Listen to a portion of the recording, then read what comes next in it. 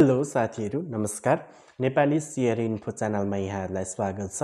आज पनि मैले एउटा नयाँ जानकारीमूलक भिडियो लिएर आइसकेको छु। भिडियो अन्तिमसम्म हेरेर साथ दिनुहोला।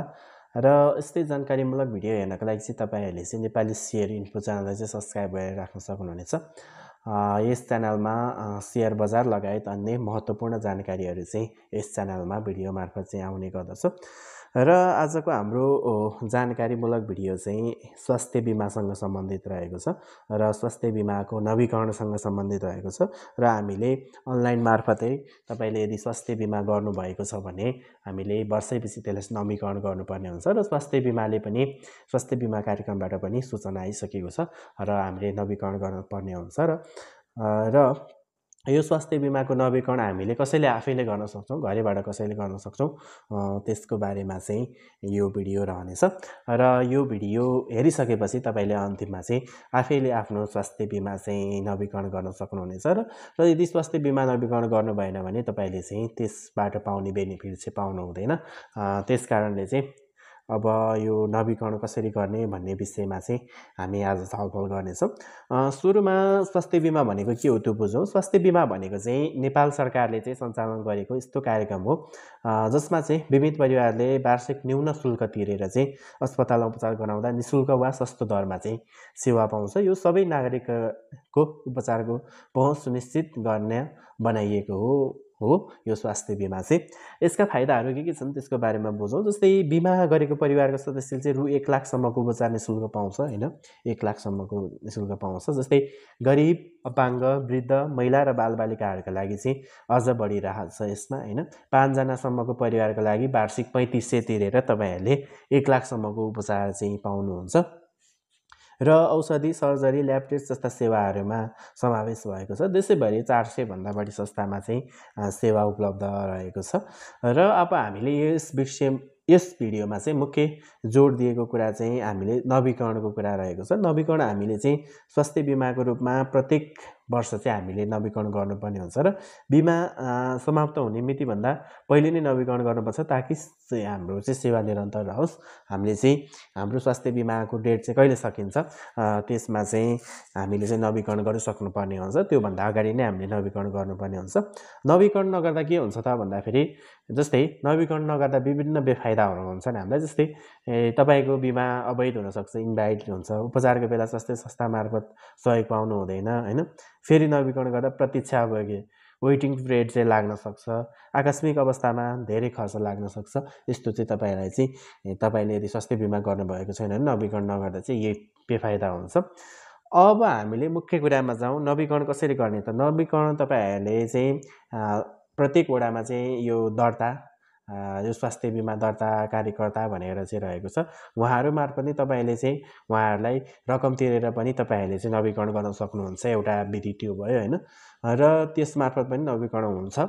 र अर्को विधि भनेको तपाईँले चाहिँ अहिले अनलाइनको जमाना र अनलाइनबाट आफैले चाहिँ तपाईँहरूले पैसा तिरेर नवीकरण गर्न सक्नुहुनेछ। त्यसको लागि चाहिँ तपाईँहरूले चाहिँ ई-सेवा, खल्टी वा कनेक्ट आइपिएस चाहिँ हुनुपर्छ तपाईँको। यो ई-सेवा, खल्टी, कनेक्ट आइपिएस तपाईँले सजिलै आफैले खोल्न सक्नुहुन्छ अथवा छ भने त त्यसबाट चाहिँ तपाईँहरूले चाहिँ नवीकरण गर्न सक्नुहुने हो। अर्को नागरिक एपमा चाहिँ हेल्थ इन्सुरेन्समा क्लिक गरी पनि लिङ्क गर्न सकिन्छ होइन। नागरिक एपमा पनि तपाईँको त्यो बिमा नम्बर हानेर चाहिँ तपाईँले लिङ्क गर्न सक्नुहुन्छ। बिमा आइडी नम्बर वा परिवारको विवरण भुक्तानी गरिसकेपछि नवीकरण हुन्छ होइन। र नवीकरण भइसके पछाडि चाहिँ तपाईँको एचआइभी प्रोफाइल भन्ने एप छ होइन। एचआइभी प्रोफाइल एप प्रयोग गरी नवीकरण भए नभएको चाहिँ तपाईँले चाहिँ हेर्न सक्नुहुनेछ। तपाईँले चाहिँ ई-सेवा अथवा खल्टी अथवा कनेक्ट आइपिएसमा गएर हेल्थ इन्सुरेन्स भनेर चाहिँ हेर्नुभयो भने तपाईँले चाहिँ त्यहाँ देख्न सक्नुहुन्छ। त्यहाँबाट चाहिँ तपाईँले तोकिएको रकम चाहिँ तपाईँले चाहिँ पे गरेर चाहिँ तपाईँको आफ्नो बिमा चाहिँ नवीकरण गराउन सक्नुहुनेछ। तपाईँको चाहिँ बिमा को नम्बर चाहिँ चाहिन्छ। तपाईँले त्यो बिमा नम्बर चाहिँ तपाईँले त्यो हेल्थ इन्सुरेन्स अथवा स्वास्थ्य बिमा गर्दाखेरि चाहिँ तपाईँलाई कार्ड दिएको हुन्छ। त्यहाँ कार्डमा चाहिँ तपाईँको त्यो नम्बर हुन्छ। त्यो नम्बर हानिसकेपछि तपाईँले ई-सेवा, खल्टी, कनेक्ट आइपिएस चाहिँ प्रयोग गरेर चाहिँ तपाईँले चाहिँ हेल्थ इन्सुरेन्सको नवीकरण चाहिँ आफैले गर्न सक्नुहुनेछ। र नवीकरण गर्दा चाहिँ कुनै समस्या आयो भने चाहिँ तपाईँले स्वास्थ्य बिमा बोर्ड कार्यालय वा तपाईँले चाहिँ यदि त्यसबाट भएन भने जस्तै ई-सेवा खल्टी कनेक्ट आइपिएसबाट यदि नवीकरण भएन भने के समस्या आएको तपाईँले चाहिँ नजिकैको स्वास्थ्य बिमा बोर्डमा कार्यालयमा चाहिँ सम्पर्क राख्न सक्नुहुनेछ अथवा ई-सेवा खल्टीसँग पनि सम्पर्क राख्न सक्नुहुनेछ। उहाँहरूको चाहिँ के कारणले भएको छैन त्यो हेर्न सक्नुहुनेछ। अब हामी चाहिँ मोबाइलको स्क्रिनमा हेर्छौँ कसरी चाहिँ नवीकरण गर्ने भनेर। अब त्यो हेर्छौँ अनि त्यसपछि हामी अब चाहिँ मोबाइलको स्क्रिनमा जाउँ। स्क्रिनमा आइसकेका छौँ। अब केही बेसिक जानकारीहरू दिन चाहे तपाईँहरूले चाहिँ यदि स्वास्थ्य बिमा गर्नुभएको छ भने तपाईँहरूको स्वास्थ्य बिमा लेख नम्बर हानेर चाहिँ तपाईँले यदि नागरिक एपमा पनि रजिस्टर हुनुभएको छ भने चाहिँ तपाईँले त्यहाँ चाहिँ आफ्नो स्वास्थ्य बिमा नम्बर हानेर आफ्नो विवरणहरू हेर्न सक्नुहुनेछ र त्यहाँ चाहिँ अब कति पैसा बाँकी छ त्यो पनि तपाईँले चाहिँ यो नागरिक एपमा चाहिँ आफ्नो स्वास्थ्य बिमा कार्ड चाहिँ लिङ्क गरेर हेर्न सक्नुहुनेछ। अर्को भनेको तपाईँले एचआइबी प्रोफाइल भन्ने छ, यो स्वास्थ्य बिमाकै वेबसाइट रहेको छ, गभर्मेन्ट अफ नेपालले बनाएको। यसमा पनि तपाईँले त्यो हाम्रो स्वास्थ्य बिमा नम्बर हानेर चाहिँ तपाईँले चाहिँ यसमा पनि रजिस्टर गरेर त्यहाँ पनि तपाईँले आफ्नो कार्ड पनि हेर्न सक्नुहुनेछ। त्यहाँ आफ्नो अब कति पैसा खर्च भयो कति बाँकी छ त्यो यसको विवरण पनि योबाट चाहिँ तपाईँले हेर्न सक्नुहुनेछ। र तपाईँको स्वास्थ्य बिमाको कार्ड चाहिँ यस्तो देखाउँछ। तपाईँले एचआइबी प्रोफाइलमा राख्नुभयो भने इन्सुरेन्स नम्बर, तपाईँको नाम, तपाईँको डेट अफ बर्थ, होइन, तपाईँ जेन्डर के हो र फर्स्ट हेल्थ फेसिलिटी भने तपाईँ कहाँबाट चाहिँ प्रथम सेवा बिन्दु भन्छ त्यो चाहिँ कहाँबाट लिने हो र एक्सपायरी डेट पनि त्यहाँ देखाइएको हुन्छ, तपाईँले त्यहाँ हेर्न सक्नुहुनेछ। र तपाईँले स्वास्थ्य बिमा गरिसकेपछि तपाईँले चाहिँ यस्तो खालको कार्ड चाहिँ तपाईँले स्वास्थ्य बिमा गर्ने जो हुनुहुन्छ तपाईँको वडामा जसले चाहिँ तपाईँलाई स्वास्थ्य बिमा गरिदिएको छ उहाँले चाहिँ तपाईँलाई यस्तो कार्ड दिनेछ। त्यो कार्डमा चाहिँ तपाईँको बिमा नम्बर हुन्छ, तपाईँको घरमुलीको बिमा नम्बर हुन्छ, यो दुईवटा हुन्छ। तपाईँ यदि घरमुली हो भने तपाईँको दुवै ठाउँमा चाहिँ एउटै हुने भयो, होइन। बिमा नम्बर र घरमुलीको बिमा नम्बर तपाईँ घरमुली नै भएर चाहिँ स्वास्थ्य बिमा गराउनु भएको छ भने एउटै हुन्छ। तपाईँले त्यो चाहिँ जस्तै एचआइबी प्रोफाइलमा चाहिँ रजिस्टर गर्दाखेरि चाहिँ तपाईँको बिमा नम्बर र घरमुलीको बिमा नम्बर चाहिँ चाहिन्छ। त्यो दुईवटा भएपछि मात्र तपाईँले चाहिँ त्यहाँ एचआइबी प्रोफाइल त्यो एपमा चाहिँ लगइन गरेर तपाईँको विवरणहरू चाहिँ त्यहाँबाट हेर्न सक्नुहुनेछ। यो त भयो मैले सामान्य जानकारी। यो तपाईँको कार्ड चाहिँ यस्तो खालको हुन्छ, होइन। र अब चाहिँ हामीले चाहिँ कसरी चाहिँ हाम्रो चाहिँ स्वास्थ्य बिमा चाहिँ नवीकरण गराउने, तपाईँले वर्षैपछि 1 वर्ष पुगेपछि चाहिँ तपाईँले चाहिँ नवीकरण गराउनु पर्ने हुन्छ। त्यो गर्नको लागि जस्तै तपाईँले ई-सेवाबाट गर्दै हुनुहुन्छ भने चाहिँ जस्तै ई-सेवा खोल्नुहोस् र यदि तपाईँले ई-सेवाको आइडी छ भने ई-सेवाको आइडी पनि तपाईँले सजिलै बनाउन सक्नुहुनेछ, होइन। र ई-सेवा खोलिसके पछाडि तपाईँको त्यहाँ सर्च भन्ने बटन हुन्छ, त्यहाँ सर्चमा गएर चाहिँ तपाईँले सर्च गरिसके पछाडि जस्तै त्यहाँ गएर हेल्थ इन्सुरेन्स बोर्ड हान्नुभयो भने तपाईँले त्यहाँ हेल्थ इन्सुरेन्स बोर्ड भनेर देख्न सक्नुहुन्छ। तपाईँले त्यहाँ क्लिक गर्नुपर्ने हुन्छ र त्यहाँ क्लिक गरिसके पछाडि तपाईँले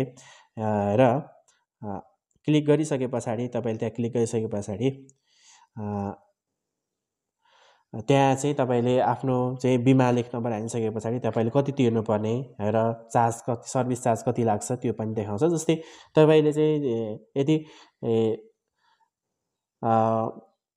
1 वर्षमा तपाईँले 3500 तिर्दै आउनुभएको छ भने चाहिँ तपाईँले सर्भिस चार्ज चाहिँ ₹4.52 राखेर 3500 ₹4.52 चाहिँ तपाईँको त्यो ई-सेवामा हुनुपर्नेछ। त्यति भएपछि मात्र तपाईँको नवीकरण हुनेछ। अब यसै गरी खल्टीमा पनि सेम नै हो। त्यो सर्चमा गएर त्यही हेल्थ इन्सुरेन्स बोर्ड सर्च गरेर इन्सुरेन्स नम्बर हानेर गेट डिटेल हानिसके पछाडि तपाईँले कति तिर्नुपर्ने देखाउँछ र त्यहाँबाट पनि तपाईँले आफ्ना पे गर्न सक्नुहुनेछ, होइन। यसै गरी यो कनेक्ट आइपिएसबाट पनि सजिलै छ। कनेक्ट आइपिएसमा पनि तपाईँले हेल्थ इन्सुरेन्स त्यहाँ सर्च भन्ने ठाउँमा चाहिँ हेल्थ इन्सुरेन्स बोर्ड हान्नुभयो भने तपाईँको त्यहाँ हेल्थ इन्सुरेन्स बोर्ड आउँछ। त्यसपछि त्यहाँ क्लिक गरिसके पछाडि तपाईँले चाहिँ यहाँ पोलिसी नम्बर भनेको तपाईँको त्यो इन्सुरेन्स नम्बर कति छ घरमुलीको त्यो हानिसके पछाडि तपाईँले चाहिँ त्यहाँबाट पनि पे गर्न सक्नुहुनेछ। यसरी चाहिँ तपाईँले आफैले घरमै बसेर, होइन, सजिलै तपाईँले चाहिँ यो स्वास्थ्य बिमा चाहिँ नवीकरण गराउन सक्नुहुनेछ। तपाईँले चाहिँ नागरिक एपमा पनि लिङ्क गर्न सक्नुहुनेछ। अर्को भनेको स्वास्थ्य बिमाको आफ्नै पनि एप रहेको छ, एचआइबी प्रोफाइल भन्ने, त्यहाँ पनि तपाईँले चाहिँ हेर्न सक्नुहुनेछ। र वडैपछि चाहिँ तपाईँको यो स्वास्थ्य बिमा गरिदिने एउटा व्यक्ति खटाएको हुन्छ। त्यो व्यक्ति मार्फत पनि तपाईँले चाहिँ स्वास्थ्य बिमाको नवीकरण गराउन सक्नुहुनेछ र यसरी पनि तपाईँले चाहिँ स्वास्थ्य बिमाको नवीकरण गराउन सक्नुहुनेछ। र आजको जानकारीमूलक भिडियो चाहिँ यति नै। यस भिडियोमा अब केही तपाईँहरूलाई कन्फ्युजन भयो भने कमेन्ट गर्नुहोला। सकेसम्म मैले जानेसम्म बुझेसम्म तपाईँहरूको चाहिँ कन्फ्युजन चाहिँ मेटाउने प्रयास गर्नेछु र यस्तै खालको अन्य जानकारीमूलक भिडियो हेर्नको लागि पनि तपाईँहरूले चाहिँ नेपाली सिआरए इन्फो च्यानललाई चाहिँ सब्सक्राइब गरेर राख्न सक्नुहुनेछ। आजको लागि यति नै। हस्त, धन्यवाद, नमस्कार।